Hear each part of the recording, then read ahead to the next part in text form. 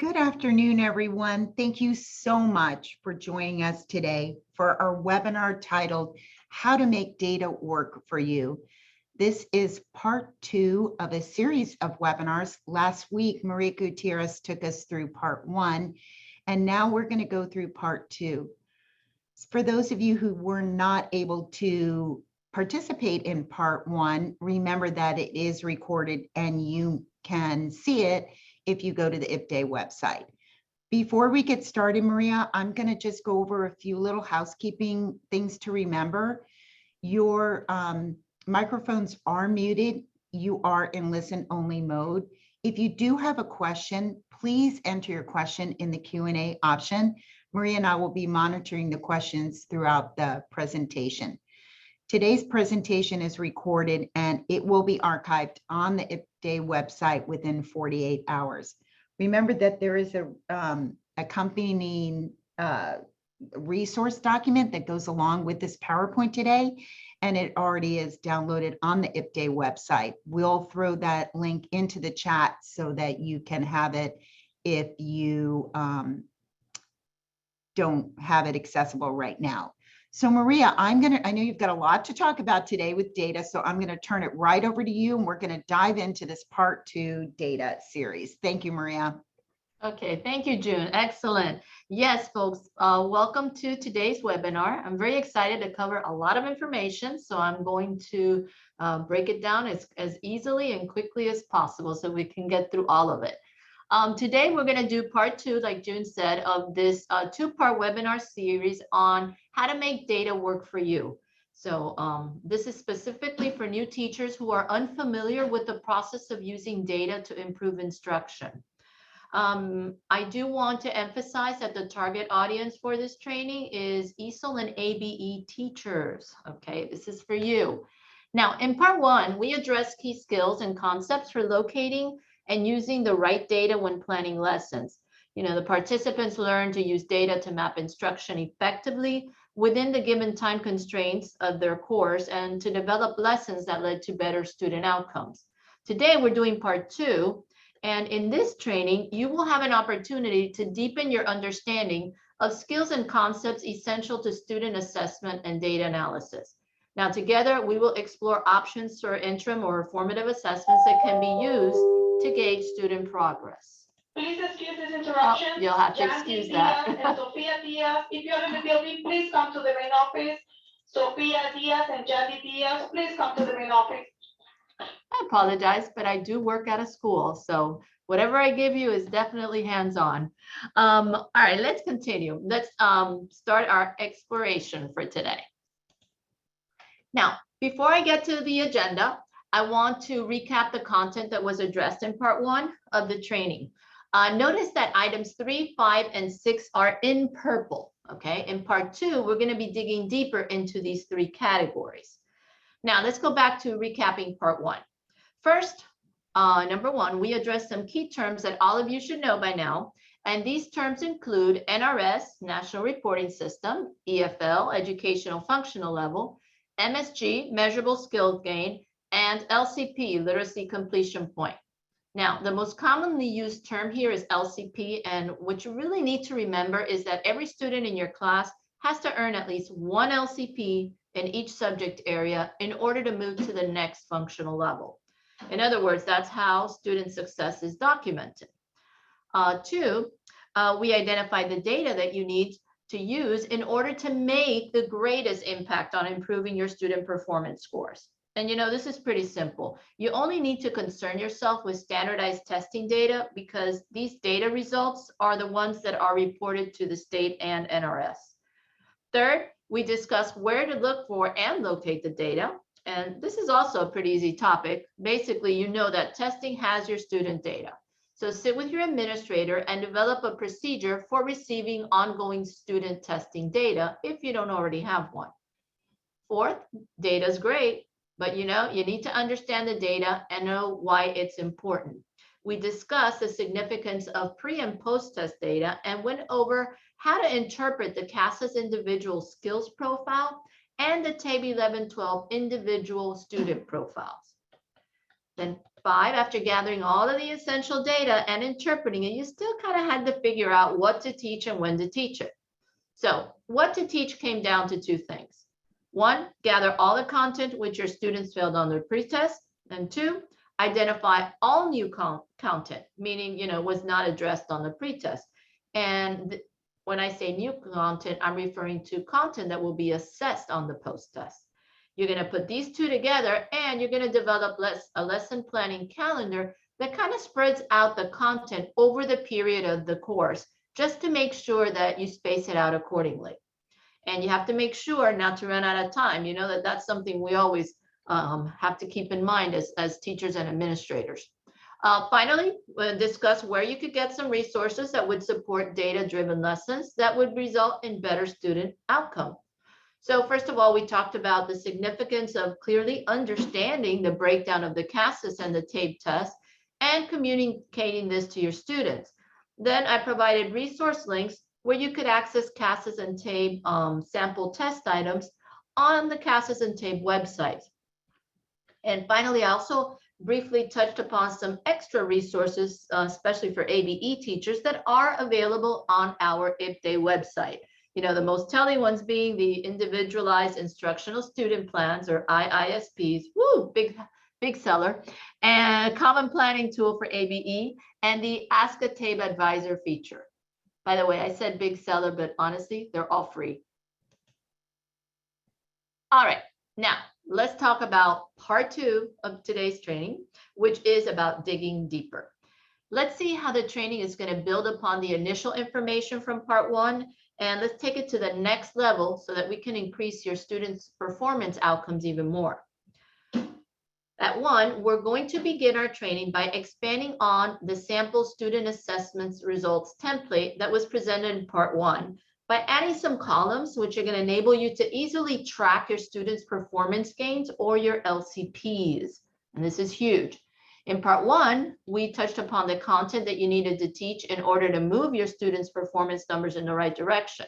We're going to revisit this by focusing more on your students' post-test and additional information that you can include in your lesson planning calendar. And by additional information, I'm saying, for example, item types.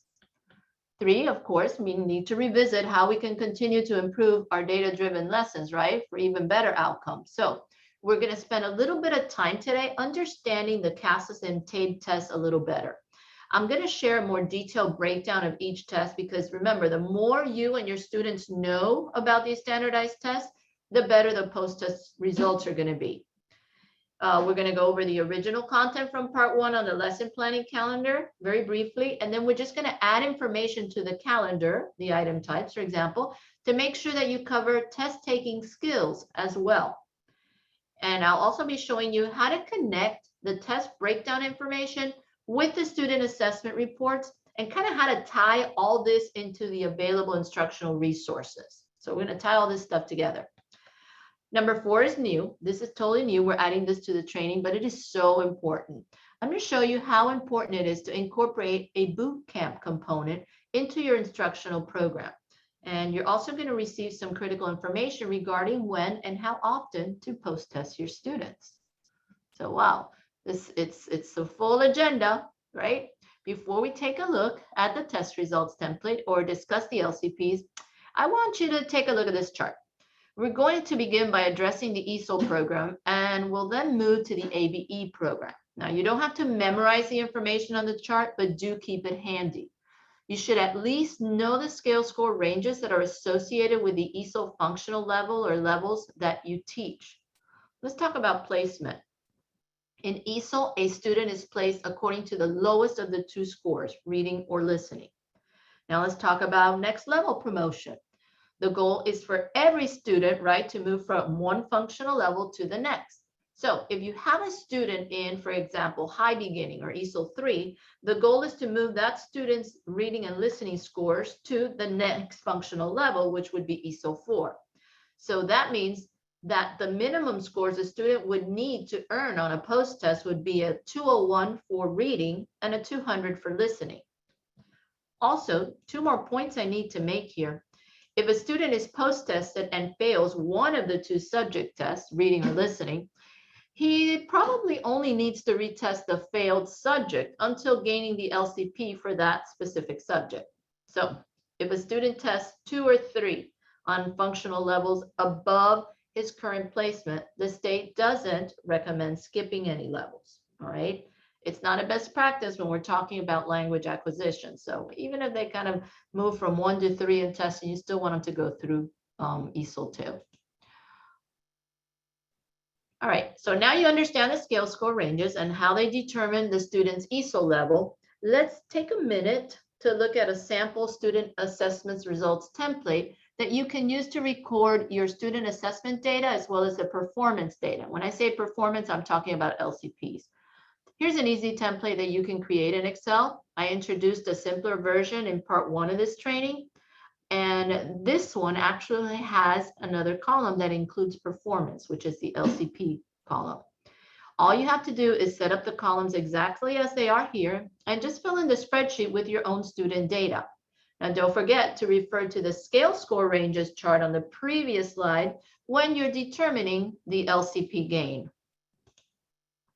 All right, let's look at 2 Easel scenarios just to clarify. Scenario number 1. Notice that student Jose Garcia scored at a level 1 for both the listening and the reading test. He was therefore placed in an Easel level 1 course. Now, when Jose post-tested, he moved up a level in listening and a level in reading. This means that he earned 1 LCP for listening and 1 LCP for reading. Let's look at scenario number 2. In scenario number 2, Mike LaRue scored at a level 5 in his reading pretest, but he scored at a level 4 on the listening test. Now, the lowest of the 2 scores was a level 4, so he was placed in an Easel level 4 class. And remember, just keep in mind, Easel students are placed on the lowest, based on the lowest of the 2 scores. Now, when Mike post-tested, he dropped from a level 5 to a 4 on the reading test, and he moved up from a 4 to a 5 on the listening. So, oh my goodness, what happens now? Well, he dropped his reading score to the current placement, but he moved up his listening score to the next higher functional level. Here's the deal. Since Mike had already scored at a 5 on the reading pretest, he technically had already passed a level 5 on the reading, but he was placed in 4 because it was the lowest score. So the score that he really needs to move to a level 5 is actually the listening score. And since he did accomplish that, Mike's next placement should be Easel 5. Now let's talk about the LCPs for a minute. Since Mike didn't move up to a level 6 when he post-tested for reading, then he gets 0 LCPs for reading. In listening, since he went up from a 4 to a 5, he gets that 1 LCP. Now, one more thing I want to share with you, which is important. A student can earn the same LCP only once. What does it mean?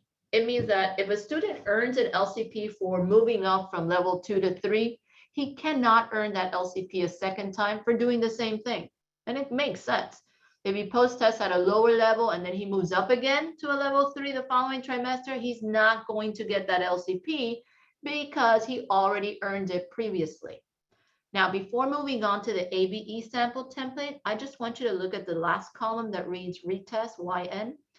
If a student were to fail a level, you really would need to retest that student on that particular subject test until he moved to the next functional level. So this column easily lets you sort out any students that need to retest as the trimester progresses. And it's important because you really want to make sure that you don't miss anyone. All right, let's now repeat the same exact process for ABE. Now, before we look at the template or discuss how to earn the LCPs in ABE, I want you to take a look at this chart. Again, you don't have to memorize this information, but you do want to keep the chart handy. And what you do need to know is to at least know the scale score ranges that are associated with the ABE subjects and functional level or levels that you teach. Let's talk about placement. In ABE, a student is placed according to his scale score range or NRS level. Let's talk about promotion. The goal, as with Easel, is to move the student at least up 1 functional level. So if you have a student in ABE reading C, the goal is to move him to ABE reading D, at least at a minimum. We'll see in a couple of slides that with ABE, you can just look at the student's NRS level to determine placement and LCP gains. And I'll show you that in a minute. It's actually really easy. The ABE level on the left column of this chart is the same as the corresponding NRS level. Now, there's a few other details I want to address. The LCPs and ABE are counted separately for each subject area. So if a student can actually earn an LCP for each subject area, one for language, one for reading, one for math. Initial placement is based on the student's scale score or NRS level on the pretest. And the next level promotion is also based on the scale score or NRS level. Now, unlike Easel, an ABE student can skip functional levels based on test scores. All right, so we are getting through this. Now that you understand scale score ranges and how they determine the student's ABE level, let's look at a sample student assessment results template that you can use to record your student assessment data and performance, LCP performance, in your ABE classes. Here it is. Here it is. If it looks familiar, it's because you saw a simplified version of this in part 1 of the training. Now, it's actually a little easier to figure out the LCPs for ABE because you don't even really need to look at the TABE scale scores. You can just look at the NRS level on the reports and see if that increased. The difference between the latest NRS level and the pretest is the number of LCPs a student earned.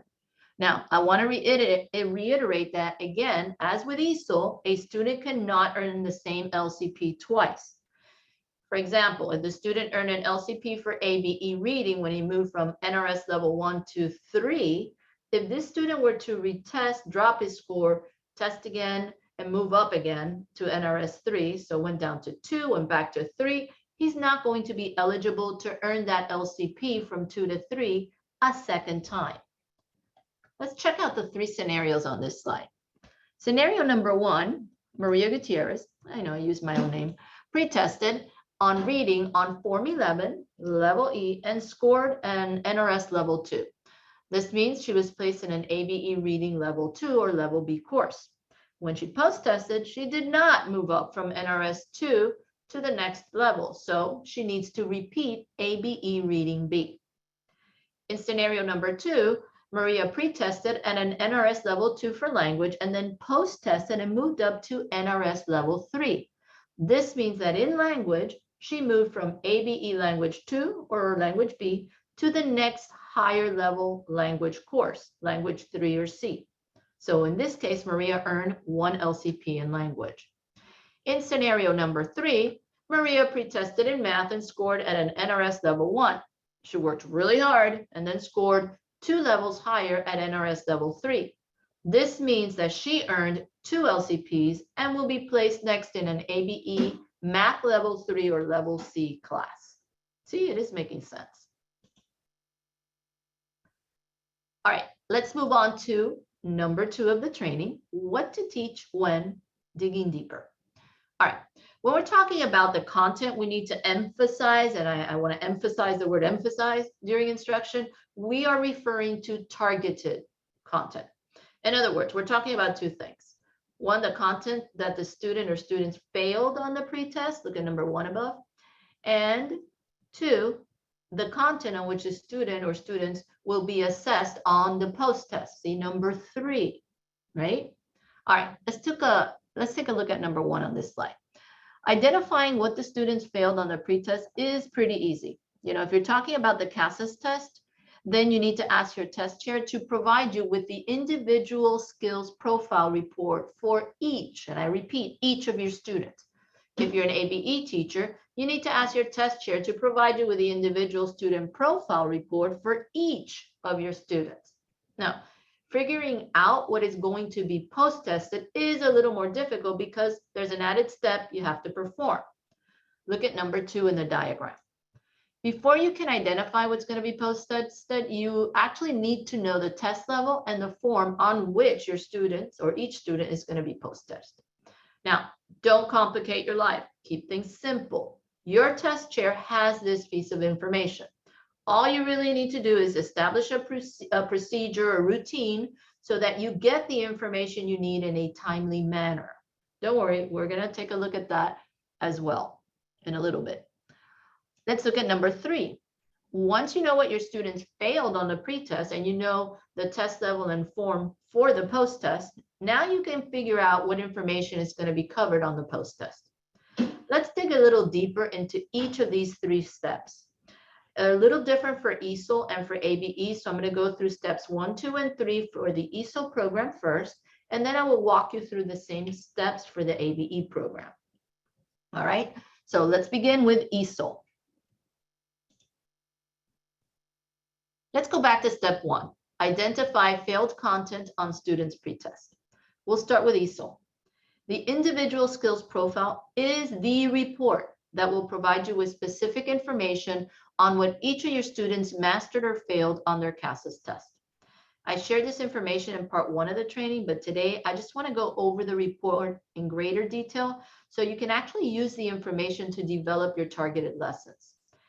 If you're an ABE teacher, again, don't worry, hang on, I will get to you in a minute. Now let's look at this individual skills profile a little more closely.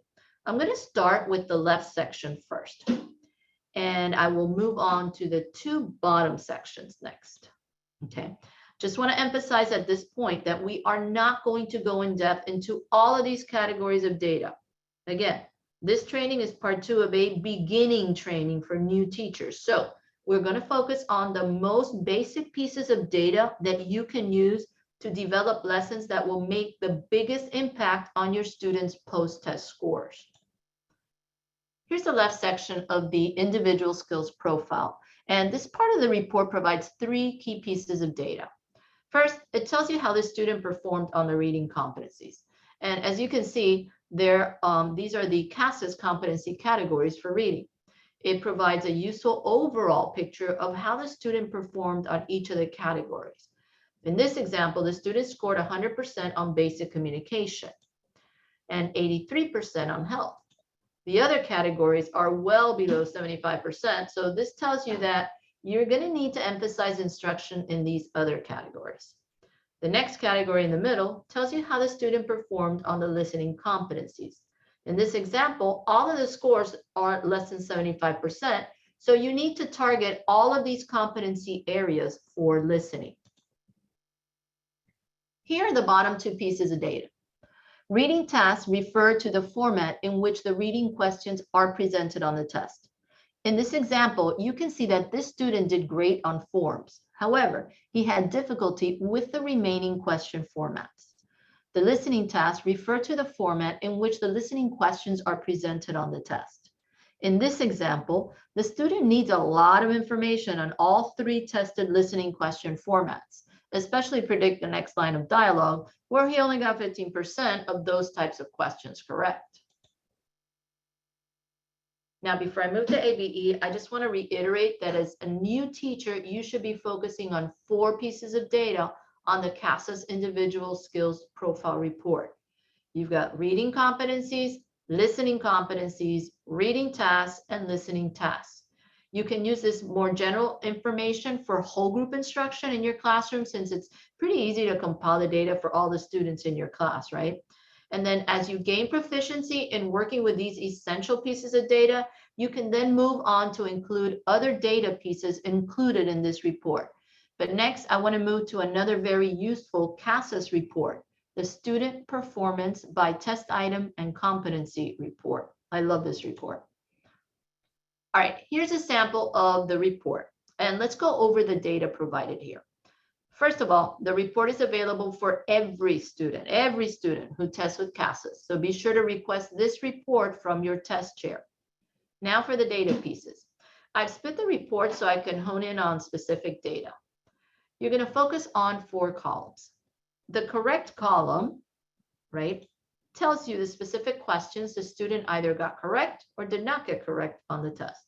You only need to concentrate on those questions labeled no, which means the student did not get these correct, right? Obvious. Column 2 identifies a specific competency number associated with the question. And we're going to jump to column 4, which gives you a full description of that competency. Now, let's go back and look at column 3. This column tells you the question format for that particular test type. Don't worry. I will address what each of these tasks mean in a bit when we break down the CASAS test.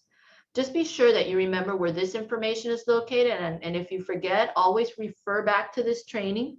You know, this training, along with part 1 and the resource handbooks for both of them, can be accessed, like June said, on our IPDAY website, and it's free. All right, so in step 2, you're going to identify the post-test level and form for each of your students. This information can be obtained from CASA's Next Assigned Test Report, or NAT report. Look at the boxed area in red on this slide. This is the information that you need to identify the post-test form for each of your students. Only concern yourself with the test form or forms that are used at your specific school site. Your test chair can explain which these are. Now, as a teacher, you do not have access to this report, but your test chair does. So that being said, all you have to do is familiarize yourself with the process for obtaining student assessment information from your testing department or your test chair. Now, it's possible that there may not be an established procedure for obtaining student assessment info at your school site. And if that is the case at your instructional facility, then the recommendation is that you meet with your administrator or direct supervisor to discuss and create procedures that are going to ensure that all the teachers, not just you, all the teachers get their students' assessment data in a timely manner. All right. That being said, let's go over a very simple flowchart that might facilitate such a discussion. Here, you can use this flowchart, right, to hold a conversation with your administrator or test chair, just to establish a set procedure for receiving all the required student assessment reports or information. First, the student takes the required assessment. It doesn't matter if it's a pretest or the post-test, because honestly, the process will be the same for every single test. Now, once the student tests, the test chair will download the listed testing reports.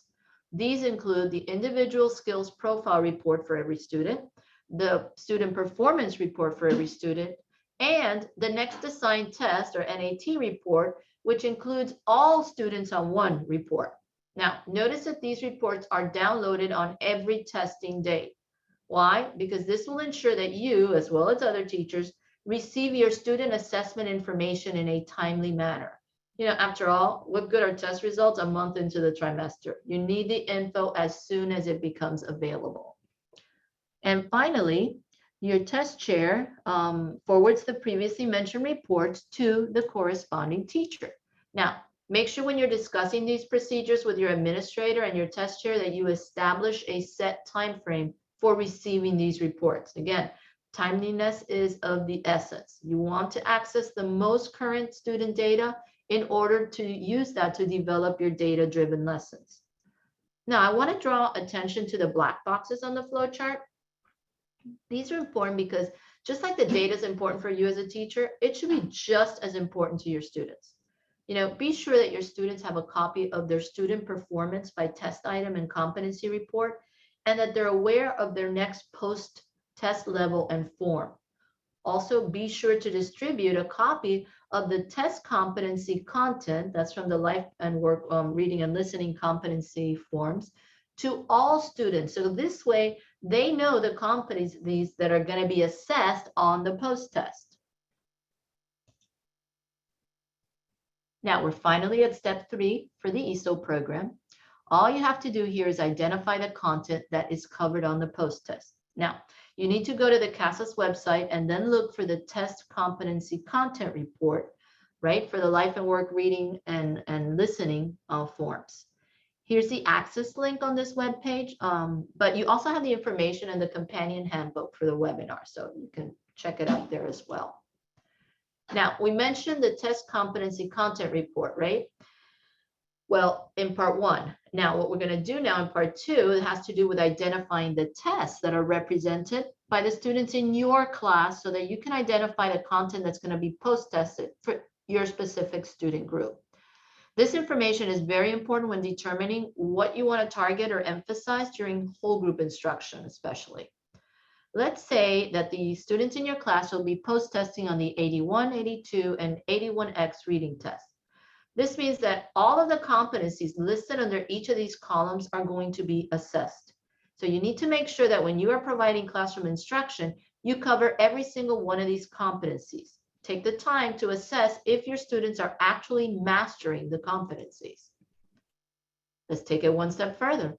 You can do this for every individual student, or even better, teach them how to do it so they can do this themselves. Now, in the flowchart on slide 19, we had a specific step so that every student received a copy of his student performance by test item and competency report, right? Here's why this step is so important. Every student should take his student performance and highlight any no competencies that were failed on the pretest and that are going to be assessed on the post-test. Any remaining competencies on the test competency content chart are all new competencies that are going to be assessed on the post-test. So just to note, be sure that your students focus only on the column that pertains to their specific post-test form. As they receive instruction on these competencies and they demonstrate mastery, they can just mark them off or check them off on their charts. Let's go back to this slide. We just finished going over all 3 steps for Easel, and now it's time for ABE. We're back to step number 1, identify failed content on students' pretest. Now, the individual profile report is the report that will provide you with specific information on what each of your students mastered or failed on their TABE test. I shared this information in part 1 of this training as well, but today I just want to go over the report in greater detail so you can actually use the info to develop your targeted lessons.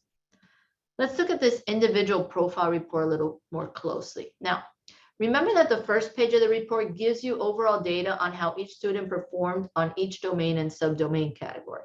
Remember, again, this is a basic training for teachers who are new to ABE, so we're just going to focus on the most basic pieces of data that you can use to develop lessons that are really going to make the biggest impact on your students' post-test scores.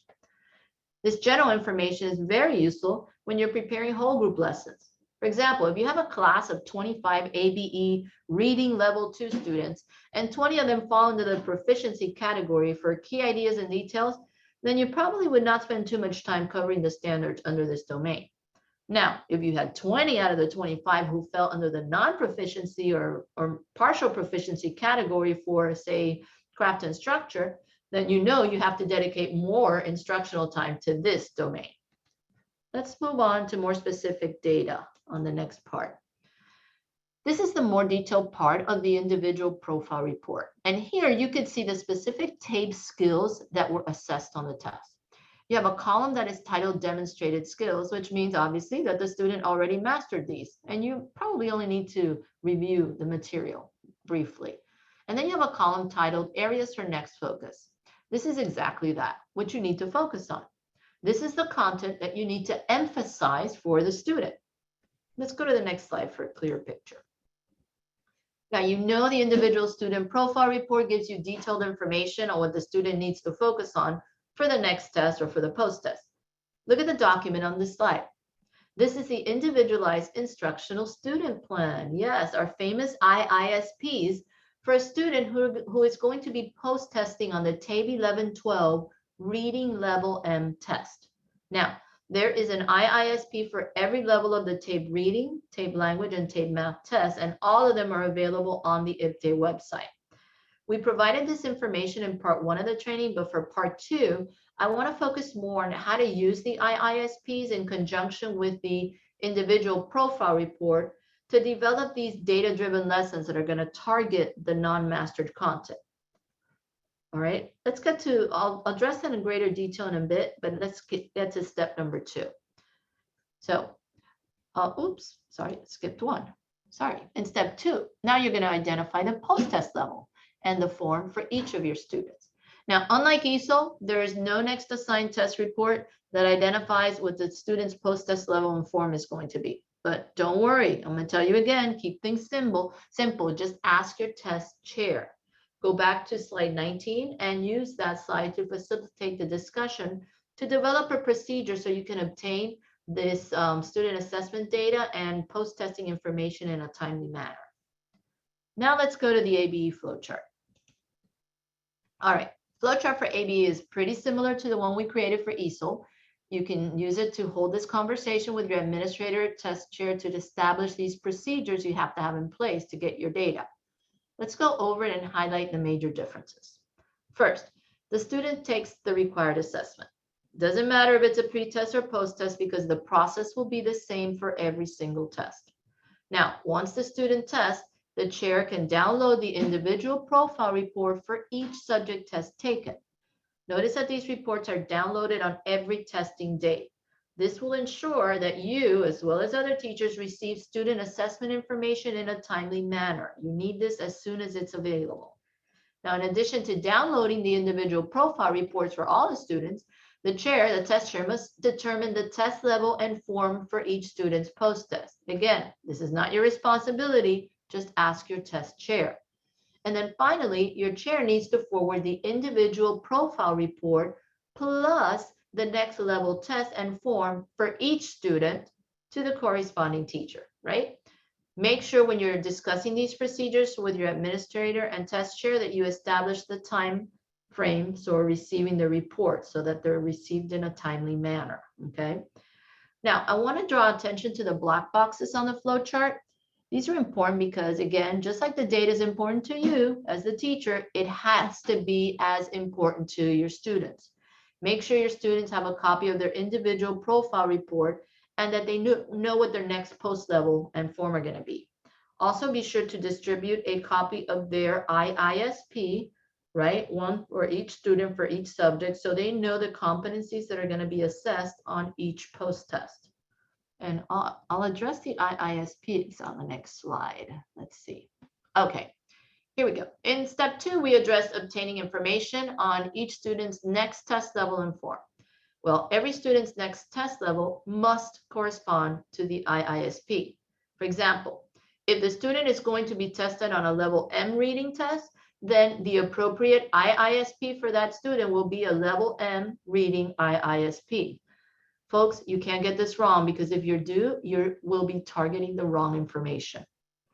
Now, every tape skill that is listed on each IISP is going to be assessed on that post-test level. This means that whatever content needs to be emphasized is on this IISPs. Now, remember, these are individualized plans, and that means that they are unique to every student. So I'm not going to go into great detail because, again, this is a basic training for new adult education teachers, but all you really need to remember regarding these IISPs is, one, just be sure that every student has the correct IISP. Again, the level has to be the same as the next post-test level. Be sure to emphasize instruction on content listed on the IISP.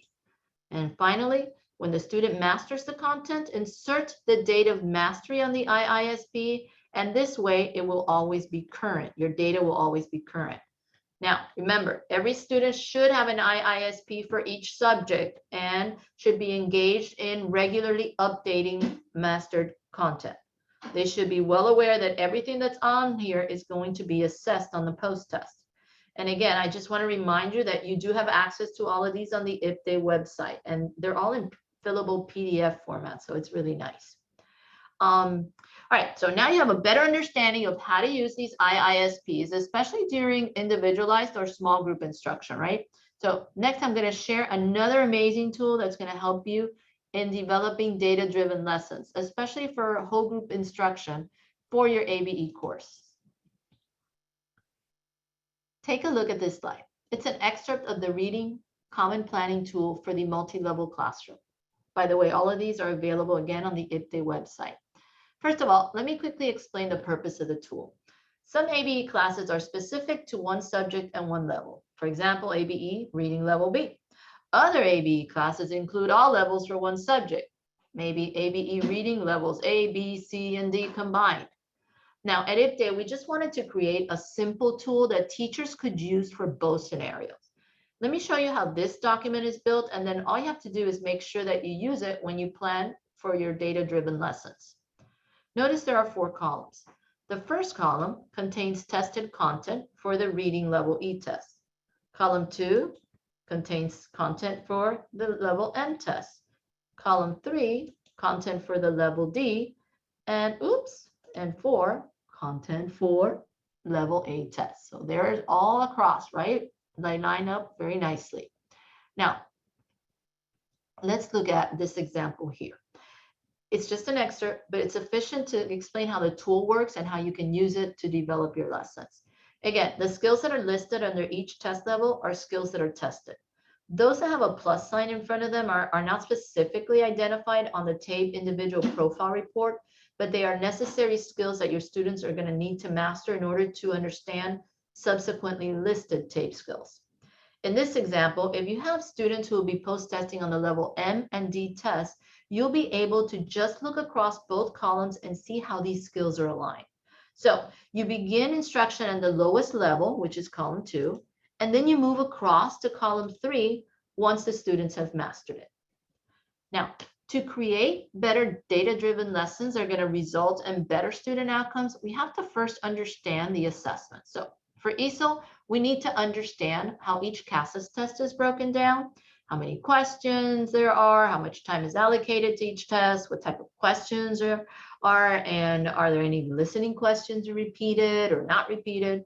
For ABE, we need to understand how each form is broken down for each subject as well. So we need to know what domains are assessed at each test level, what specific TABE skills are assessed, how many questions are in each subject level test, and what content needs to be emphasized, right? Next, we need to use certain data reports for Easel and certain data reports for ABE in order to ensure that we cover all tested content within the time constraints of the course. For Easel, we have to incorporate data from the individual skills profile and the student performance report in creating a planning calendar for the trimester. For ABE, we need to include data from the individual student profile and the corresponding IISP when creating the planning calendar. And finally, we should use sample test questions just to make sure the students are familiarized with the format and question types for each test. You know, it sounds like a lot, right? Don't worry, I'm going to simplify it even more. Take a look at this slide. Here's an at-a-glance view of everything I just went over on the previous slide. Let's look at each of the 4 categories above for the Easel program first and then ABE, all right? Let's begin with the CASAS tests. Remember, we're emphasizing CASAS in this training just as we did in part 1 because that's what's primarily used throughout our state. Let me first draw attention to the test levels that are correlated to the different test forms. Notice that the listening tests are on the left side of the chart and the reading tests are on the right side of the chart. Now, we start with, I'm getting click happy today. We start with the listening tests. There are 3 levels to the listening test. These levels are important because they correlate to the level of the test and test items. Listening A has 2 forms, 981 and 982, and each of these has 38 items. And students have approximately 49 minutes to complete these. Right below the task, you have task or question format, same thing. With a level A listening form, students will be assessed with 10 picture prompt questions, followed by 15 comprehension questions, followed by 13 predict next line questions. All questions on level A listening forms are repeated once. Now, move to level B, which has 2 forms. 983 and 984, and each of these has 38 items with a 52-minute time limit. With the level B listening forms, student will not have any picture prompt questions. Notice that. They'll be assessed with 11 comprehension questions, followed by 15 predict next line questions and 12 identify true statement questions. Now, comprehension questions and predict next line questions are repeated once, but identified true statement questions are not repeated at all. Move to listening C, which has form 985 and 986. And each of these forms has 38 items and students have approximately 51 minutes to complete them. Below, you have the tasks or question formats. With level C listening, students will not have any picture prompt questions either. They will be assessed with 11 comprehension questions, followed by 12 predict next line questions, followed by 15 identified true statement questions. And none of the questions are repeated on the level C listening forms. Let's move to the reading test. There are 4 levels to the reading test, and these levels are important again because they correlate to the level of the test and the test items. Reading A has 4 forms, form 81 and 82, and then forms 81X and 82X, which actually serve as a bridge between 2 levels, level A and B. Forms 81 and 82 have 24 items, and forms 81X and 82X have 28 items. And students have approximately 60 minutes to complete the reading test, regardless of the level or form number. Now, right below that, you have the task or question formats.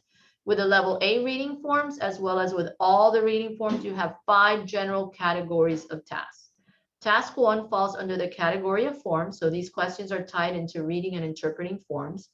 Task 2 questions are built around charts, maps, consumer billings, matrices, graphs, and tables. Task 3 questions are text questions. So they're questions about stories, articles, paragraphs, sentences, directions, or even pictures. And task 4 questions are about signs, price tags, ads, or product labels. Last one, task 5, these are about measurement scales and diagrams. Now, let's put it all together, all right? We're gonna put all the pieces that you need to have in place for post-testing performance. Now, this includes the NAT or form with which the student is going to be assessed, see number 1. The competencies that are assessed on the form of the test, see number 2 in red. The competencies each student failed on the pretest, see number 3, and the breakdown of the post-test form, see number 4. Let's review each of these 4 subsets very quickly. 1, identify the next assigned test form for each student's post-test.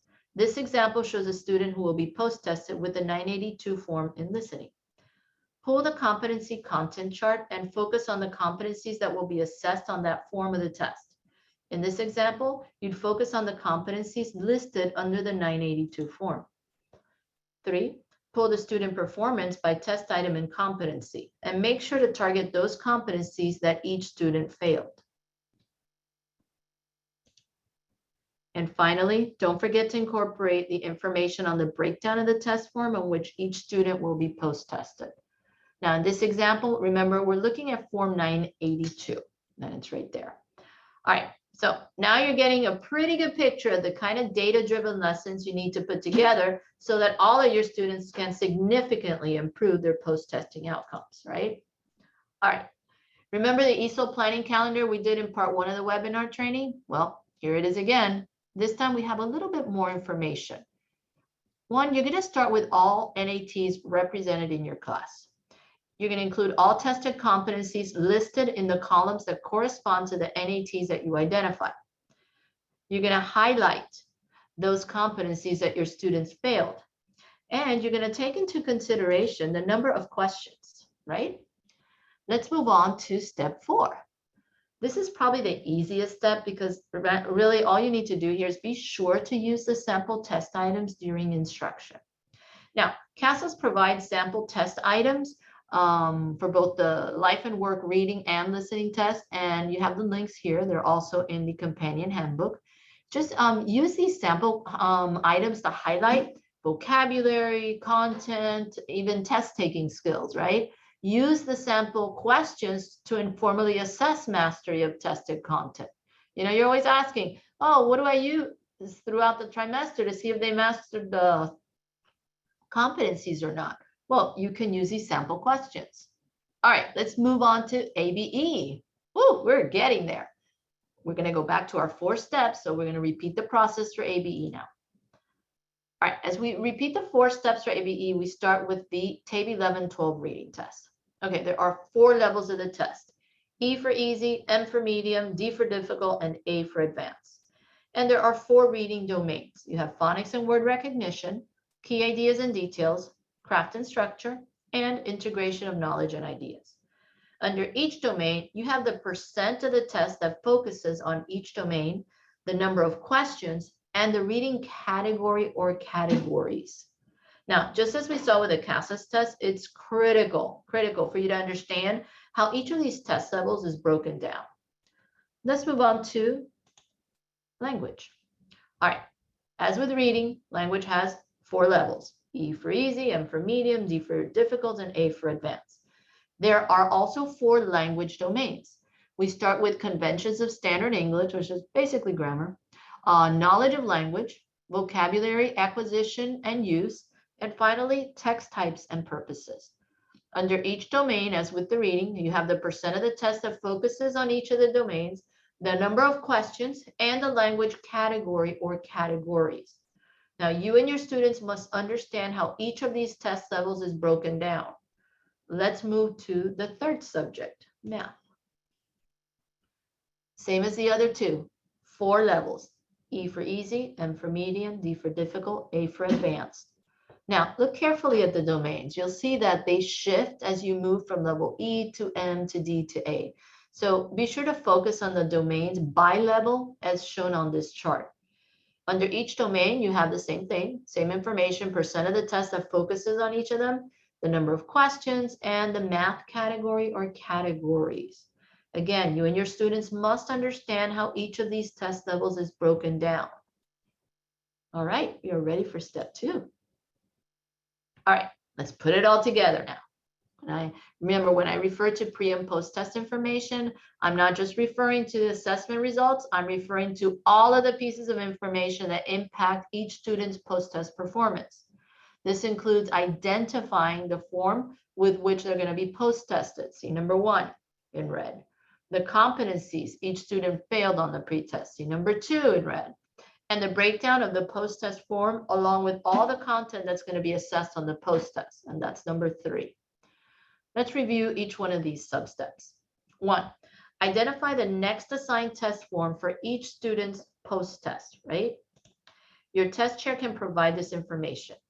You need to know if you do need to know if your students are going to be post-tested on either level E or M or D or A.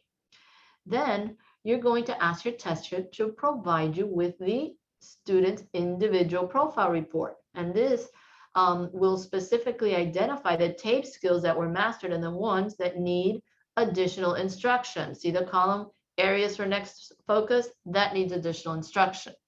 And then finally, don't forget to create an individualized instructional student plan or IISP for each of your students. This IISP, as it is commonly referred to, okay, that's how we're going to identify it, is has to be the same as the form of the post-test, form and level for the post-test. So if the student is going to post-test on a reading level M, for example, then the IISP has to be the one for reading level M. You know, the kind of data-driven lessons you need to put together, right, are really going to significantly improve your students' post-testing outcome. Putting these pieces together is when it's going to allow you to use real data to create those data-driven lessons. All right, let's move to step 3. Now, you remember the AB planning calendar that we introduced in part 1? Well, let's look at it. Here it is again. Now, planning for ABE is a little easier because we did create this common planning tool that identifies all of the tested tape skills by subject area and test level.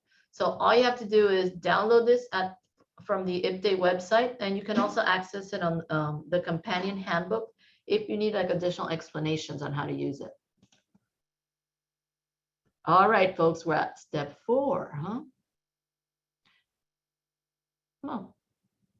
All right, we are talking about sample items. Now, TAPE provides sample test items for every subject area, test and test level. Here's the main link. Just like with the Easel ones, you can use these to highlight vocabulary, to highlight content, and especially test-taking skills. So use the sample questions also to informally assess student progress as you go through the trimester. It'll keep your data live. All right, so we're almost at the end of our training, and we need to address this very new, very important part. When do we post-test a student, and how often do we post-test a student, right? Well, before we get into the timeline, we got to talk about boot camp. We need something that's going to address any pending content that needs to be mastered and to reinforces learning as well. We call this boot camp, and you know, it's just intensive test prep, and it's a great opportunity for our students. All right, speak to your administrator and your test chair just to make sure that every student who's going to be post-tested has an opportunity to attend boot camp. Boot camp should be no longer than 5 to 10 hours because you only need to focus on content that is tested, content that the student hasn't mastered, and content that is heavily tested or weighted that can really impact their scores. During boot camp, you should also review the test format and question types to the test level and form on which a student's going to be post-tested. And this is going to reduce their anxiety tremendously. Next, I want to address how often, right? To post-test. Okay, do it as often as you can, as long as you are following the test manufacturer's required minimum number of instructional hours for post-testing. You know, this ensures that your students are going to have multiple opportunities to demonstrate mastery and move to the next functional level. And this brings us to the end of part 2 of this 2-part webinar series. Remember, folks, if you didn't do part 1, please be sure to access it on our website and review the companion handbook. All right, if you know me, you know I have to go over this growth mindset piece. So I'm going to leave you with these thoughts. Choose growth over fear of failure. And if you believe that you have the capacity for growth, then your failures will simply show you a new path to success. Do not memorize information. Actually try to understand it so that you and your students can achieve more. Remind yourself of your success and remind yourself that you've only just begun this new teaching journey, so it's impossible to grow without some form of failure. All right. June, I'm not sure that we have any time for questions and answers, but we can get back to those in email for our participants. Maria, I'll just ask you one quick question. Who is responsible for generating the individualized skill profile, in your opinion? Well, that should be sent from the test chair to the teacher. The tester is the one that has access to that report. So they should be delivering that regularly to all the teachers every time a student tests. Okay, great. Thank you so much, Maria. There's a lot of great feedback in the chat about how great this was. So thank you so much. As you see, there are 3 short questions that now appear on your screen. Please take a moment to just answer those. Your feedback is really important to us. So if you could just take that really quickly and answer those 3 short questions, we would really appreciate it. While you do that, I will remind you that next week's webinar will be on February 23rd, and it's digital literacy and distance learning. So you're not going to want to miss that either. So until then, please stay safe and well, and we wish you all the best. And thank you so much for supporting us and being with us today. Thank you all.